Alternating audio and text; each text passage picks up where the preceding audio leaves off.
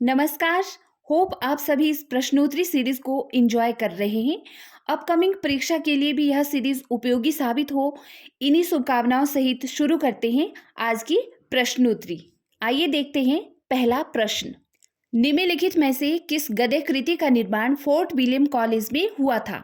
विकल्प हैं भाषा युग विशिष्ट, भाषा पद्म पुराण, नासिकेतोपाख्यान या फिर दृष्टांत सागर। तो ऑप्शन सी इस प्रश्न का सही उत्तर होगा, नासिकेतोपाख्यान। देखिए, आधुनिक हिंदी साहित्य के प्रथम चरण को हम सब जानते हैं कि भारतेंदु युग के नाम से जाना जाता है और भारतेंदु जी का मूल मंत्र भी रहा था निज भाषा उन्नति अहे।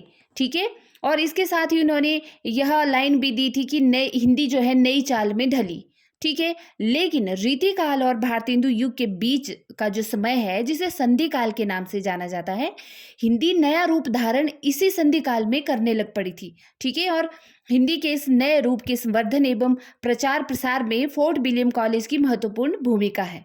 फोर्ट विलियम कॉलेज की स्थापना हम सब जानते हैं लॉर्ड वेलेजली ने सन 1800 में कलकत्ता में की थी। वेलेजली ने भारत आकर ईस्ट इंडिया कंपनी के कर्मचारियों और अधिकारियों के लिए शिक्षा, सदाचरण और जनभाषा ज्ञान की आवश्यकता अनुभव की थी। तो इसी वजह से उन्होंने जॉन गिलक्राइस्ट की अध्यक्षता में क्या किया था, ओरिएंटल सेमिनरी नाम की संस्था स्थापित की थी, जो आगे चलकर यही संस्था फिर क्या करती है, फोर्ट विलियम कॉलेज के रूप में परिवर्तित कर दी जाती है। और इसी कॉलेज की स्थापना से भारतीय भाषाओं विशेषकर हिंदी, बांग्ला और उर्दू को बहुत प्रोत्साहन मिला था। लेकिन यहाँ पर प्रश्न पूछा गया है कि नासिकेतोपाख्यान जो रचना है, ठीक है, तो वह रचना है आपके सदल मिश्र जी की। सदल मिश्र जी जिन्होंने अध्यापन कार्य किया था फोर्ट विलियम कॉलेज में, है ना। और ये जो इनकी रचना है नासिकेतोपाख्यान, यह यजुर्वेद, कठोपनिषद और पुराणों पर वर्णित है। और इस रचना को रचकर जो है सदल मिश्र ने क्या किया था, सब जनों के लिए, सभी लोगों के लिए खड़ी बोली गद्य में रचकर इस रचना को सुलभ बना दिया था समझने के लिए। ठीक है, अगर नासिकेतोपाख्यान का अर्थ हम लें तो इसका अर्थ होता है अमृत वेला, है ना। और इस तरह से जब फोर्ट विलियम कॉलेज में अध्यापन कार्य ये कर रहे थे, तो उस समय जॉन गिलक्राइस्ट की आज्ञा से इन्होंने सन 1803 ईस्वी में जो है इसकी रचना की थी, नासिकेतोपाख्यान की। ओके, और अगर इस रचना की स्टोरी की बात करें कि इस रचना में ऐसा क्या है, क्या कहानी कही गई है, तो इसमें महाराज रघु की पुत्री होती है चंद्रावती, उसके और उसके पुत्र नचिकेत का पौराणिक आख्यान किया गया है खड़ी बोली के माध्यम से। ठीक है, गंगा में स्नान करती हुई चंद्रावती जब अज्ञानवश जो है गंगा की धारा में बह रहे कमल पुष्प में, ठीक है, कमल कोश में बंद महामुनि उद्यालक का वीर्य सूंघ लेती है, तो उसी के प्रभाव से उसकी नासिका से क्या होता है, नचिकेत उत्पन्न होता है। नचिकेत के आचरण से क्रुद्ध होकर उद्यालक फिर उसे यमपुर जाने का शाप दे देता है और फिर नचिकेत यमपुर जाते हैं और यमराज से अजर अमर होने का वरदान प्राप्त करके लौटते हैं। बस यही कहानी कही गई है बड़े ही मनोरंजक ढंग से सदल मिश्र द्वारा इस रचना में। ओके, प्रश्न 2 है, निम्नलिखित में से किन लेखकों का संबंध फोर्ट विलियम कॉलेज से था?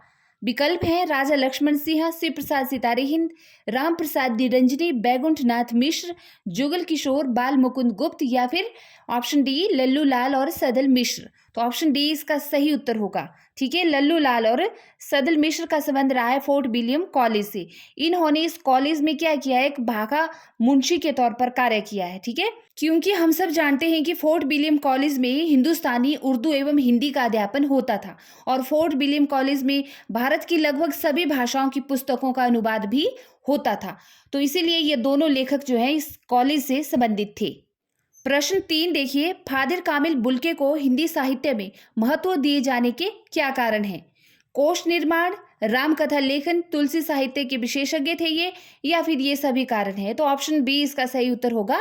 ये सभी कारण थे जिस वजह से फादर कामिल बुल्के को हिंदी साहित्य में विशेष महत्व दिया जाता है। देखिए, फादर कामिल बुल्के जो थे ये बेल्जियम से एक मिशनरी के तौर पर भारत आए हुए थे और भारत आकर इन्होंने मृत्यु पर्यंत यहीं पर रहे। ये हिंदी तुलसी और वाल्मीकि के भक्त रहे, ये हिंदी के बहुत बड़े दीवाने थे ये। ठीक है, और इसी उपलक्ष्य पर भारत सरकार ने इनको 1974 में जो है क्या किया था, सम्मानित भी किया था साहित्य शिक्षा के क्षेत्र में विशेष योगदान देने के लिए पद्म भूषण से।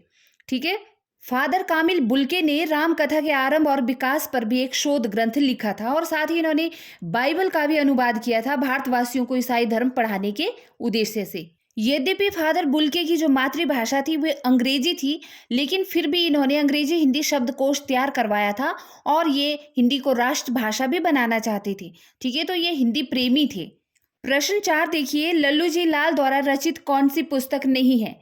ऑप्शंस है सिंहासन बतीसी, शकुंतला नाटक, प्रेम सागर या फिर चंद्रावती। तो ऑप्शन डी इसका सही उत्तर होगा। सिंहासन बतीसी, शकुंतला नाटक, प्रेम सागर ये सभी लल्लू लाल जी की रचनाएं हैं, लेकिन चंद्रावती जो है किसकी रचना है? सदल मिश्र की। जी हाँ, जो नासिकेतोपाख्यान रचना है ना, उसी का नाम चंद्रावती भी है। ठीक है, क्योंकि उसकी नायिका है ना चंद्रावती। प्रश्न 5 है, सुख सागर के रचनाकार कौन है? विकल्प है लल्लू लाल जी, सदल मिश्र, बाबू हरिश्चंद्र या फिर मुंशी सदासुख लाल नियाज। तो ऑप्शन डी इसका सही उत्तर होगा। देखिए, जो सुख सागर रचना है ना, वह मुंशी सदासुख लाल नियाज की रचना है। मुंशी सदासुख लाल ब्रिटिश ईस्ट इंडिया कंपनी में क्या थे? एक तहसीलदार के पद पर नियुक्त थे। सदासुख लाल जी खड़ी बोली हिंदी गद्य के आरंभिक लेखकों में से प्रसिद्ध रहे हैं, उनमें से एक रहे हैं और इन्होंने सुख सागर रचना में भागवत और विष्णु पुराण के नैतिक प्रसंगों को आधार बनाया हुआ है। ठीक है, और इन्होंने एक अपनी जीवनी भी लिखी है मुंत खबुत वारिख नाम से। मुंत खबुत वारिख नाम से इनकी एक जीवनी भी है, संक्षिप्त तौर पर लिखी हुई इनके द्वारा। ठीक है, जो पूछी जाती है अक्सर। प्रश्न 6 है, निम्नलिखित में से कौन भारतेंदु का परवर्ती गद्यकार है? विकल्प हैं प्रताप नारायण मिश्र, राजा लक्ष्मण सिंह, राजा शिव प्रसाद सितारे हिंद या फिर श्रद्धा राम फुलौरी। तो ऑप्शन ए इसका सही उत्तर होगा। प्रताप नारायण मिश्र जो है भारतेंदु के परवर्ती गद्यकार माने जाते हैं। प्रश्न 7 है, इनमें से कौन सी रचना लल्लू लाल की नहीं है? विकल्प है सिंहासन बतीसी, वैताल पचीसी, सुख सागर या फिर लाल चंद्रिका। देखिए, लाल चंद्रिका, वैताल पचीसी, सिंहासन बतीसी ये सभी जो है लल्लू लाल की रचनाएं हैं, लेकिन ऑप्शन सी जो है सुख सागर, अभी हमने बात की, मुंशी सदासुख लाल की रचना है। ठीक है, तो यह ऑप्शन सी इसका सही उत्तर होगा। प्रश्न 8 देखिए, प्रेम सागर के लेखक कौन है? इंशाअल्लाह खान, सदल मिश्र, लल्लू लाल या फिर बालकृष्ण भट्ट। तो प्रेम सागर जो है लल्लू लाल जी की बहुत ही प्रसिद्ध रचना रही है, तो ऑप्शन सी इसका सही उत्तर होगा। प्रेम सागर के लेखक हैं आपके लल्लू जी लाल। ठीक है, नेक्स्ट प्रश्न नंबर 9, लाल चंद्रिका के रचनाकार कौन है? लल्लू लाल जी, सदल मिश्र, गंगा प्रसाद शुक्ल या फिर राजा शिव प्रसाद। तो ऑप्शन ए सही उत्तर होगा। लल्लू लाल जी की रचना है आपकी लाल चंद्रिका। प्रश्न 10 देखिए, फोर्ट विलियम कॉलेज में हिंदुस्तानी के प्रथम प्रोफेसर कौन थे? ऑप्शंस है गिलक्राइस्ट, विलियम जोन्स, पिनकॉट या फिर ग्रियर्सन। तो ऑप्शन ए होगा सही उत्तर। गिलक्राइस्ट जो थे फोर्ट विलियम कॉलेज में हिंदुस्तानी के प्रथम प्रोफेसर थे और बाकी इनके बारे में अभी पहले भी डिस्कस कर चुकी हूँ। इसके बाद में एक दिन वीडियो लाऊंगी स्पेशल फोर्ट विलियम कॉलेज पर। ठीक है, इसकी क्या भूमिका रही है हिंदी के विकास के लिए, तो उसमें हम अच्छे से समझेंगे इसको। ओके, नाउ नेक्स्ट क्वेश्चन है प्रश्न 11, कौन सा लेखक भारतेंदु मंडल का नहीं है? विकल्प हैं प्रताप नारायण मिश्र, बालकृष्ण भट्ट, प्रेम घन या फिर श्रीधर पाठक। तो देखिए, ऑप्शन डी इसका सही उत्तर होगा। जो श्रीधर पाठक है ना, वह भारतेंदु मंडल के कवियों में नहीं गिने जाते। ओके, क्योंकि श्रीधर पाठक जो है द्विवेदी युग के एक प्रखर कवि माने जाते हैं। राइट। प्रश्न 12 है, प्रगतिशील लेखक संघ की स्थापना भारतवर्ष में कब हुई थी? ठीक है, विकल्प है 1930 ईस्वी में, 1932 ईस्वी में, 1936 ईस्वी में या फिर 1938 ईस्वी में। तो हम सभी जानते हैं कि ऑप्शन सी इसका सही उत्तर होगा। भारत में जो है प्रगतिशील संघ की स्थापना हुई थी 1936 ईस्वी में। ठीक है, अगर विश्व स्तर की बात करें तो प्रगतिशील संघ, ये जो लेखकों का एक संघ है, इसकी स्थापना हुई थी 1935 में लंदन में। ठीक है, यह जो है भारतीय प्रगतिशील लेखकों का एक समूह है और यह लेखक समूह अपने लेखन से सामाजिक, आर्थिक और राजनीतिक समानता का समर्थन करता है और कुरीतियों तथा अन्याय व पिछड़ेपन का विरोध करता है। और अगर भारत में बात करें तो 1936 ईस्वी में जो है प्रगतिवाद के आरंभ के साथ ही इस लेखक संघ की स्थापना भी हुई थी। इसका अधिवेशन भी लखनऊ में जो है आयोजित किया गया था और इसके अध्यक्ष जो थे मुंशी प्रेमचंद थे। प्रश्न 13 देखिए, निम्नलिखित में से कौन गांधीवादी साहित्यकार नहीं है? विकल्प हैं उपेंद्र नाथ अश्क, प्रेमचंद, विष्णु प्रभाकर या फिर जिनेंद्र। तो उपेंद्र नाथ अश्क जो है गांधीवादी साहित्यकार नहीं माने जाते। बाकी जो तीनों हैं, प्रेमचंद, विष्णु प्रभाकर और जिनेंद्र, इन पर कहीं ना कहीं गांधीवाद का प्रभाव देखा जाता है स्पष्ट तौर पर इनकी रचनाओं में भी, लेकिन उपेंद्र नाथ अश्क पर जो है गांधीवादी साहित्यकार का ठप्पा नहीं लगता, यही कह सकते हैं ना। प्रश्न 14 है, निम्नलिखित में से कौन सा लेखक भारतेंदु मंडल का नहीं है? विकल्प है प्रताप नारायण मिश्र, बद्री नारायण चौधरी प्रेमघन, बालकृष्ण भट्ट या फिर राजा लक्ष्मण सिंह। तो देखिए ऑप्शन डी सही उत्तर होगा। राजा लक्ष्मण सिंह जो है भारतेंदु मंडल के कवियों में नहीं आते हैं, नहीं गिने जाते हैं, ठीक है। प्रश्न 15 देखिए, निम्नलिखित में से कौन सा प्रवासी लेखक मॉरिशस का नहीं है? महेश राम जियावन, अभिमन्यु अनंत, रामदेव धुरंधर या फिर महात्म सिंह। तो ऑप्शन डी सही उत्तर होगा। महात्म सिंह जो है प्रवासी लेखक मॉरिशस का नहीं है, ठीक है। देखिए मॉरिशस से हिंदी का एक विशेष नाता रहा है, ठीक है। वैसे तो मॉरिशस की कोई आधिकारिक भाषा नहीं है, लेकिन और भी कई भाषाएं बोली जाती है हिंदी के अलावा वहाँ पर। जब भारत अंग्रेजों का गुलाम था ना, तो यहाँ से अंग्रेज कई लोगों को मॉरिशस ले गए थे मजदूरी कार्य हेतु, ठीक है। और फिर भारत आज़ाद भी हो गया था, तब भी ये लोग वहीं रहने लगे, तो इस तरह से हिंदी वहाँ की एक भाषा बन गई थी और काफ़ी सम्मेलन भी वहाँ पर हुए हैं हिंदी भाषा के, है ना। तो अगर बात करें मॉरिशस के कुछ प्रमुख कहानीकारों की, तो उनमें है अभिमन्यु अनंत, रामदेव धुरंधर, पूजानंद नेमा, भानुमति नागदान, धनराज शंभू, जय ज्योत, महेश राम जियावन और डॉक्टर हेमराज सुंदर तथा मोहनलाल बृजमोहन, इंद्रदेव भोला, यंतुदेव बेधु, आजामिल माता बदल, लोचन विदेशी, दानीश्वर शाम, पंडित वेणी माधव, राम खिलावन, राज हीरामन आदि ये जो है मॉरिशस के कुछ प्रमुख कहानीकार हैं। लेकिन महात्म सिंह जो है प्रवासी लेखक में नहीं गिने जाते। प्रश्न 16 है, कौन सा युगम संगत है? देखिए आपके पास विकल्प है, साहित्य लहरी पद्माकर की है, लोकायतन निराला की है, एक कंठ बिशपाई नागार्जुन की है। तो ये सभी गलत हैं, ठीक है। ना ही साहित्य लहरी पद्माकर की है और ना ही लोकायतन निराला की है, और एक कंठ बिशपाई भी नागार्जुन की नहीं है। वैराग्य संदीपनी जो है तुलसीदास की है। ऑप्शन डी जो है इसका सही संगत विकल्प है, ठीक है। तो ऑप्शन डी सही उत्तर होगा। बाकी इन तीनों का जो विकल्प है इनका आप मुझे कमेंट बॉक्स में आंसर करना, ओके। प्रश्न 17 देखिए, कौन सा युग्म संगत है? दुखवा में कासे कहूँ मोरी सजनी उग्र का है, ताई सुदर्शन का है, 11 वर्ष का समय जयशंकर प्रसाद का है और रानी केतकी की कहानी इंशाअल्लाह खान की है। तो यहाँ पे पूछा है संगत, ठीक है। संगत अर्थात सही विकल्प कौन सा है? तो ऑप्शन डी इसका सही विकल्प है। रानी केतकी की कहानी जो है इंशाअल्लाह खान की रचना है। बाकी जो भी है आप कमेंट बॉक्स में कमेंट कर सकते हैं तो अच्छा होगा, ठीक है। प्रश्न 18 देखिए, निम्नलिखित में से कौन सा युग्म संगत है? विकल्प है विषाद मठ अमृतलाल नागर, विश्व बाहु परशुराम जो है चतुरसेन शास्त्री की है, अंतिम अरण्य निर्मल वर्मा की है और मचादास की माड़ी जो है मोहन राकेश की। देखिए यहाँ पर आप समझ रहे होंगे कि यहाँ पर टाइपिंग में कई बार मिस्टेक्स हो जाती हैं, तो मचादास नहीं होगा, यहाँ पे मयादास की माड़ी होगा, है ना, इस करके है कुछ। तो इसका जो विकल्प सही होगा वह होगा ऑप्शन सी, अंतिम अरण्य जो है निर्मल वर्मा की रचना है, बाकी सभी जो है असंगत है अर्थात गलत है। उसी तरह से प्रश्न 19 है कि निम्नलिखित में से कौन सा युग्म असंगत है? यहाँ पे असंगत पूछा है अर्थात गलत कौन सा है? तिरस्कृत जो है मोहनदास नैमिष राय की रचना है, अन्य से अनन्य प्रभा खेतान की है, जूठन ओम प्रकाश वाल्मीकि की है, हाथ से रमणिका गुप्ता की है। तो बी, सी और डी सही है, बाकी जो ए विकल्प है वह गलत है। तिरस्कृत रचना मोहनदास नैमिष राय की नहीं है। यह किसकी रचना है आप कमेंट बॉक्स में कमेंट करिएगा, ओके। वैसे जहाँ तक मुझे थोड़ा थोड़ा याद आ रहा है कि यह रचना सूरजपाल चौहान की हो सकती है, ठीक है, और इसमें उन्होंने शायद से दलित समाज का चित्रण किया है। आप कमेंट बॉक्स में बताना इसका एग्जैक्ट उत्तर क्या है। प्रश्न 20 है, निम्नलिखित में से कौन सा युग्म संगत है? विकल्प है आह वेदना मिली विदाई जयशंकर प्रसाद की पंक्ति है, सखी वे मुझसे कहकर जाते महादेवी वर्मा की पंक्ति है, एक बार बस और नाच तू श्यामा सुमित्रा नंदन पंत की काव्य पंक्ति है, या फिर दुख सबको मांझता है निराला की काव्य पंक्ति है। तो देखिए यहाँ पे पूछा है संगत कौन सा है, सही कौन सा है? तो ऑप्शन ए सही है, आह वेदना मिली विदाई जयशंकर प्रसाद की काव्य पंक्ति है। बाकी जो तीनों विकल्प हैं बी, सी और डी यह सभी गलत हैं, ठीक है। उसी तरह प्रश्न 21 है कि निम्नलिखित में से कौन सा युग्म संगत है? रस विमर्श रामचंद्र शुक्ल का है, रस मीमांसा राममूर्ति त्रिपाठी का है, रस सिद्धांत आनंद प्रकाश दीक्षित का है और रसज्ञ रंजन जो है महावीर प्रसाद द्विवेदी का है। तो पूछा है कि कौन सा युग्म जो है संगत है अर्थात सही है। तो ऑप्शन डी इसका सही युग्म होगा, सही संगत होगा। रसज्ञा रंजन महावीर प्रसाद द्विवेदी का है, बाकी ए बी सी गलत हैं। ओके।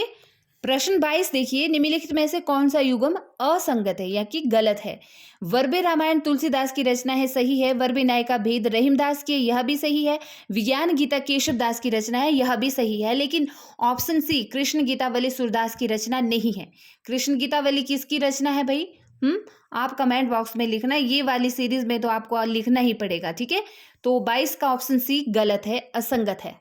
प्रश्न 23 देखिए, निम्नलिखित में से कौन सा युग्म असंगत है?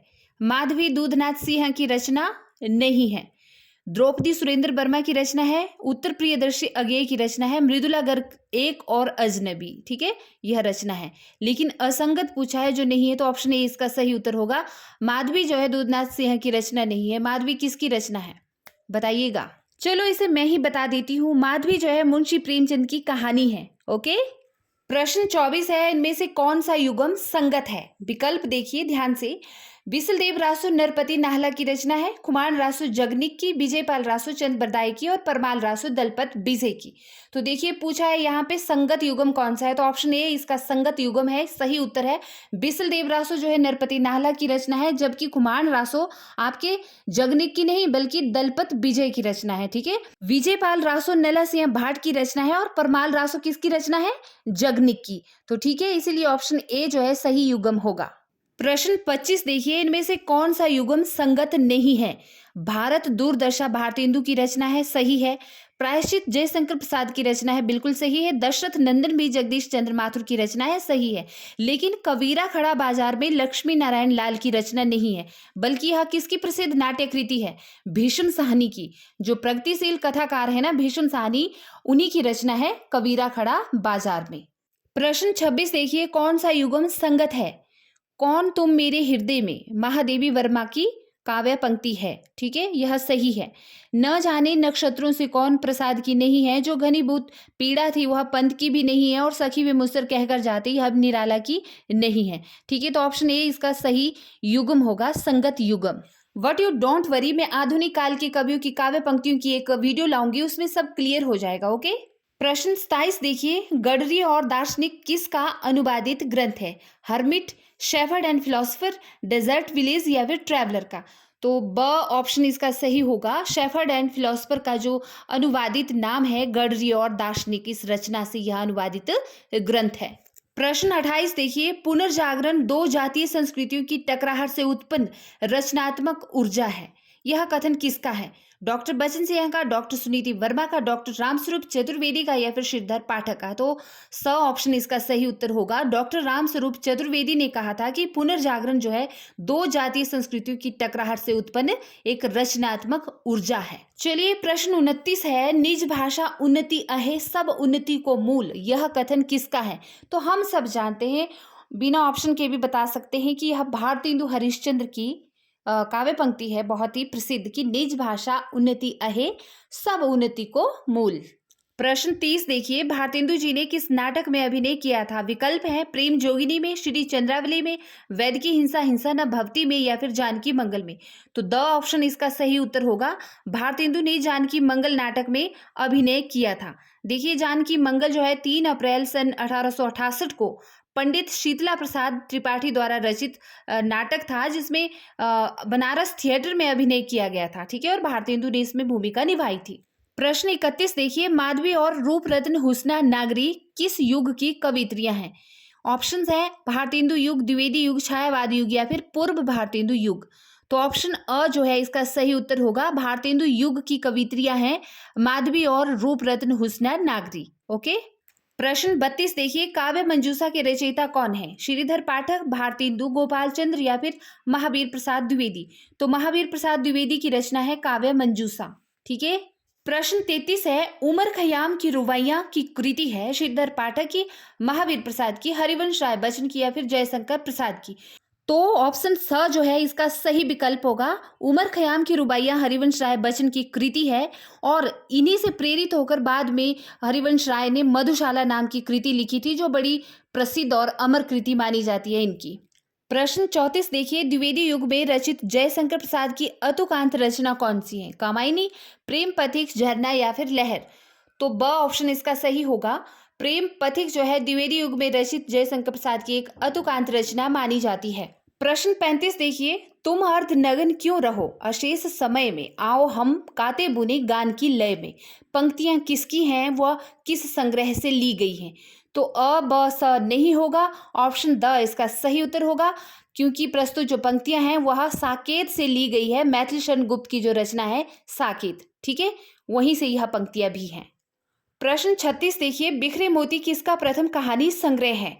सुभद्रा कुमारी चौहान, श्रीधर पाठक, जयशंकर प्रसाद या फिर महादेवी वर्मा। तो ऑप्शन अ जो है इसका सही उत्तर होगा। बिखरे मोती सुभद्रा कुमारी चौहान का प्रथम कहानी संग्रह है। प्रश्न 37 है, सुख दुख की भावेशमयी अवस्था विशेष का गिने चुने शब्दों में स्वर साधना के उपयुक्त चित्रण कर देना ही गीत है, यह किसने कहा है? पंत ने, महादेवी वर्मा ने, महावीर प्रसाद द्विवेदी ने या फिर रामकुमार वर्मा ने। तो बी ऑप्शन सही होगा। महादेवी वर्मा ने ही कहा है कि सुख दुख की भावेशमयी जो अवस्था है ना, वो विशेष का गिने चुने शब्दों में स्वर साधना के उपयुक्त चित्रण कर देना ही गीत है। गीत के संबंध में यह कहा है इन्होंने। उसी तरह से देखिए प्रश्न 38 है, मानव अथवा प्रकृति के सूक्ष्म किंतु व्यक्त सौंदर्य में आध्यात्मिक छाया का भान मेरे विचार में छायावाद की एक सर्वमान्य व्याख्या हो सकती है, किसने कहा है? शुक्ल ने, नंदुलारे वाजपेयी ने, नगेंद्र ने या फिर हजारी प्रसाद द्विवेदी ने। तो बी जो विकल्प है इसका सही उत्तर होगा। नंदुलारे वाजपेयी ने ही कहा है छायावाद के संबंध में कि मानव अथवा प्रकृति के सूक्ष्म किंतु व्यक्त सौंदर्य में आध्यात्मिक छाया का भान मेरे विचार में छायावाद की एक सर्वमान्य व्याख्या हो सकती है। प्रश्न 39 देखिए, छायावाद काव्य न रहकर केवल अलंकृत संगीत बन गया था, यह किस कवि ने कहा है? निराला ने, पंत ने, प्रसाद ने या फिर शुक्ल ने। तो देखिए सुमित्रा नंदन पंत की यह कथन है, उनका कथन है, यह काव्य पंक्ति है कि छायावाद जो है काव्य न रहकर केवल अलंकृत संगीत बन गया था।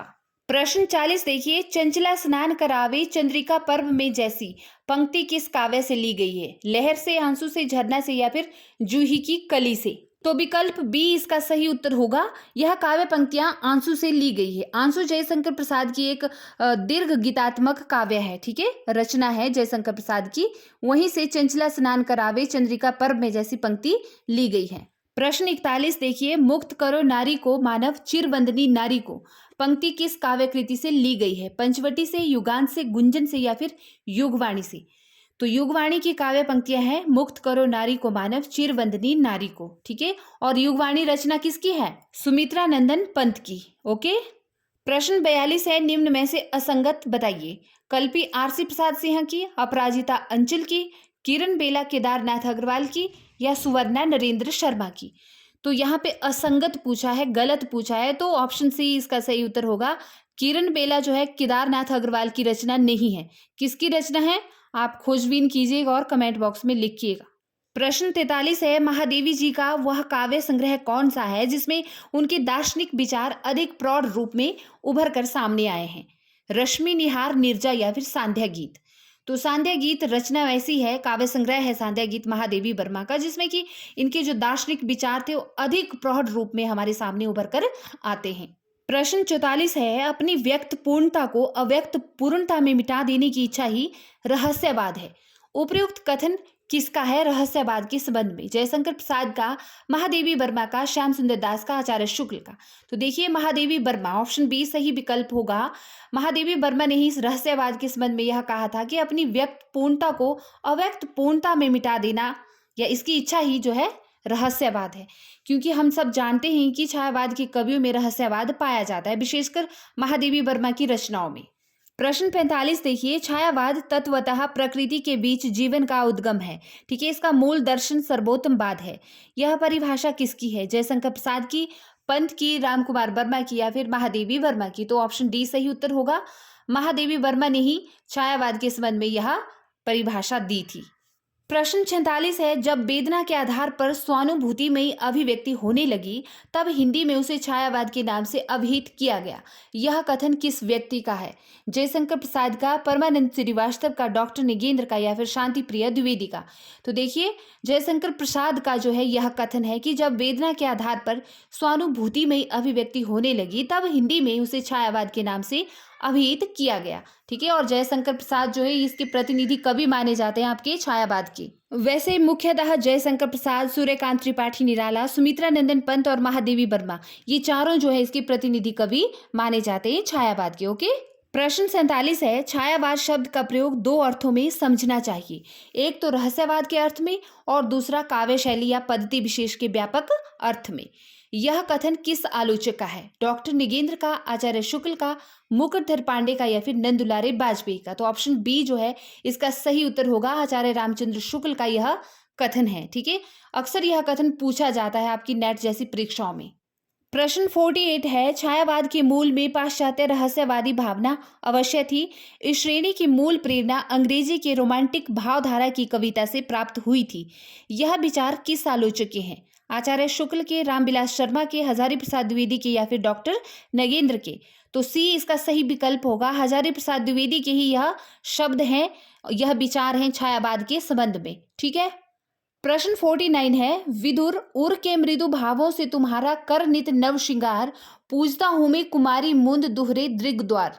ये पंक्तियां किस कवि की हैं? प्रसाद की, निराला की, महादेवी की या फिर सुमित्रा नंदन पंत की?